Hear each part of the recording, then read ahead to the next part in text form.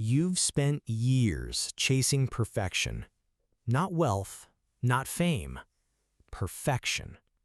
Because the moment someone can tell the difference, you've already lost. Every note you create passes through thousands of hands: cashiers, taxi drivers, bank tellers, families buying groceries. Millions of people trust what they're holding without ever questioning it. And that's exactly why no one notices. Until one morning, everything changes. It starts with a single phone call, not to you, to the country's central bank. A cashier notices something strange. The bill looks real, feels real, even passes a quick inspection, but something isn't quite right. Within hours, more reports begin arriving. Different cities, different stores, different banks, none of them connected. The authorities don't yet realize they're chasing the same mystery, but you do, because every one of those bills came from the same place, your operation. For years, you've stayed invisible. No flashy lifestyle, no expensive cars, no interviews, no mistakes. The people around you think you're just another ordinary citizen. That's been your greatest disguise, not hiding, blending in. Weeks pass, the investigation grows. Experts examine the notes under powerful microscopes. Chemists analyze the ink. Engineers study the paper. Specialists compare tiny security details invisible to the naked eye.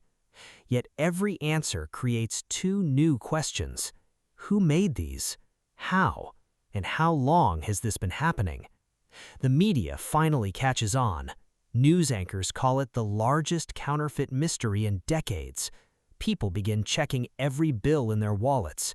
Businesses buy new detection machines. Banks receive thousands of nervous customers asking if their cash is genuine.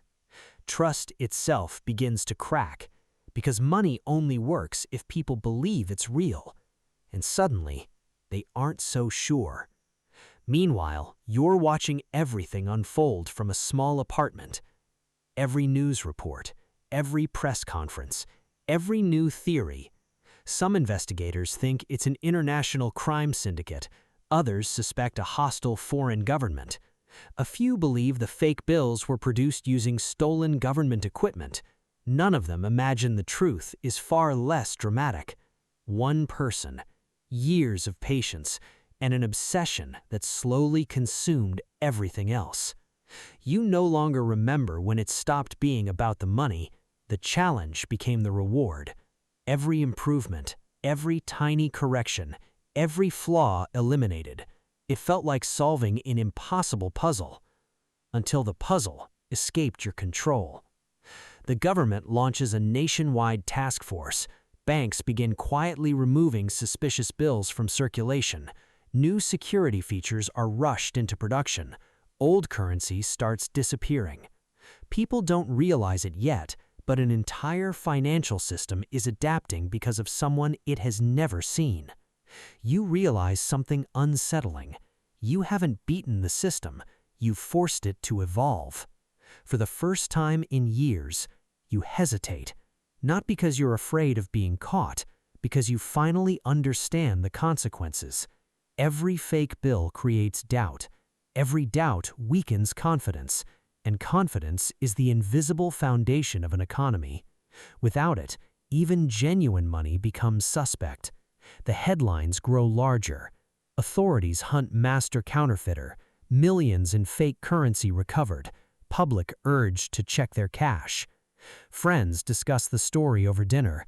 Coworkers joke about inspecting every bill they receive. Police increase raids across the country. People are arrested. Most of them had nothing to do with creating the notes. They're simply caught holding them. That's the moment everything changes for you. The story is no longer about paper. It's about people, ordinary people, pulled into something they never chose. You decide it's over. The presses fall silent. The workshop is dismantled. Tools disappear. Materials are destroyed. The room that once represented years of obsession becomes an empty shell. Days later, investigators finally reach your door. Not because of one dramatic mistake, but because every secret eventually leaves a trail. A receipt, a witness, a forgotten detail. The smallest thread, patiently followed. As you're led away, cameras flash outside. Reporters shout questions you never answer. The mystery that fascinated an entire nation is finally over.